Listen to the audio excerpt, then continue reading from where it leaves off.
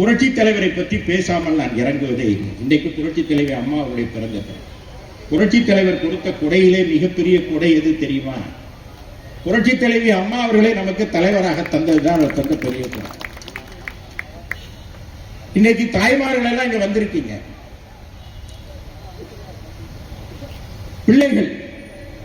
பிள்ளைகள் சாப்பிடாமல் அழுது அடம்பிடித்தால் இடுப்பிலே அந்த பிள்ளையை தூக்கி வைத்துக் கொண்டு வீட்டிற்கு வெளியே வந்து வானத்தில் இருக்கிற சந்திரனை காட்டி, நிலாவை காட்டி, அம்புலியை காட்டி அந்த அழகு பிள்ளைகளுக்கு அமுது ஊட்டுகிற தமிழ்நாடு. சந்திரனை காட்டி அந்த பார் நிலா, அந்த பார் அம்புலி, சாப்பிடு என்று சொல்கிறார். ஆக சந்திரனை காட்டி சோறு ஓட்ட தமிழகத்திலே, சோறு ஊட்டிய தமிழகத்திலே அந்த சந்திரனே இறங்கி வந்து ராமச்சந்திரனாக இறங்கி வந்து சோறு ஓட்ட வரலாறு தமிழ்நாட்டிற்கு உண்டு. அந்த ராமச்சந்திரனின் தொண்டர்கள்லாம் இதை விட நமக்கு என்ன பெருமை. நான் இந்த கூட்டத்திலே முதலில் கலந்து கொள்வதாக இல்லை. இன்றைக்கும் நாளை மறுநாளும்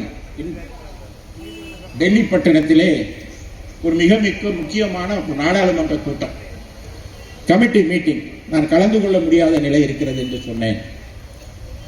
எடப்பாடியாரிடம் சென்று கேட்டேன். அவர் சொன்னார், அதிமுக கூட்டத்திலே பேசுவதை விட ஒரு தொண்டனுக்கு அதை விட முக்கியமான வேலை என்ன இருக்கு என்று சொன்னார். ஆக எந்த ஊரிலே பேசிக் கொண்டிருக்கிறேன் என்றால் திருவண்ணாமலை. ஆக அண்ணாவின் பெயரை கொண்ட ஒரு ஊர்.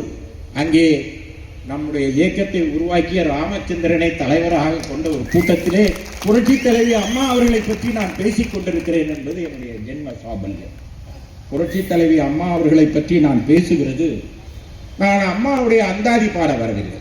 அவரை பற்றி 1000 விஷயங்களை அடுக்கிக் கொண்டே போகலாம். நான் அருகில் இருந்து பார்த்தேன்.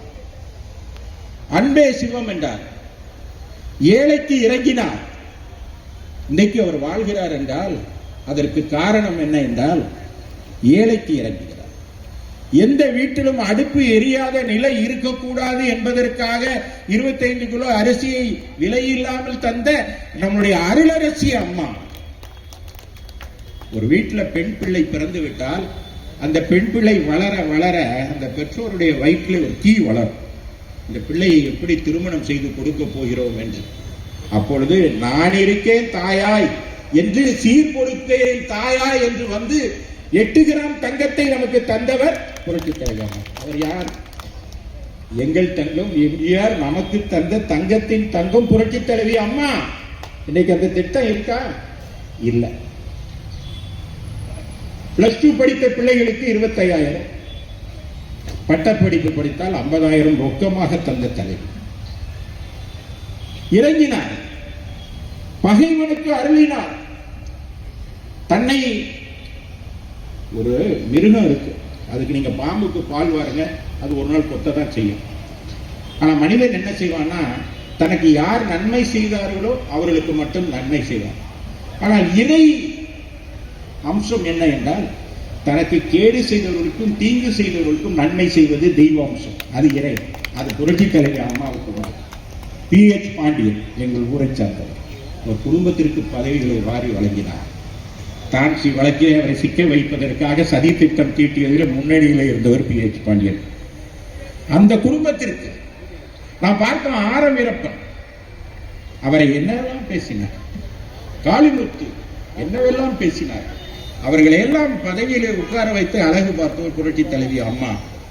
இது எல்லாவற்றிற்கும் மேலாக ஒரு விஷயத்தை சொல்கிறேன். உலகத்திலே மிக பழமையான மதம் இந்து மதம்.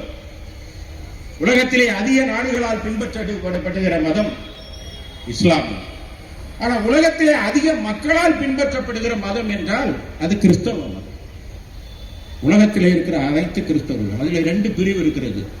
ஒன்று கத்தோலிக்கர்கள், இன்னொன்று புராட்டஸ்டன்ட்கள். நான் ஒரு கிறிஸ்தவ மதத்தை சார்ந்தவர். ஆக கத்தோலிக்க கிறிஸ்தவர்கள் உலக அளவிலே அதிகமாக இருக்கிறார். ஜனநாயகத்தில் எங்க கூட்டம் அதிகமா இருக்கோ, எங்க எண்ணிக்கை அதிகமா இருக்கோ அதுதான் தலைமை தான். இதுதான் ஜனநாயக கோட்பாடு.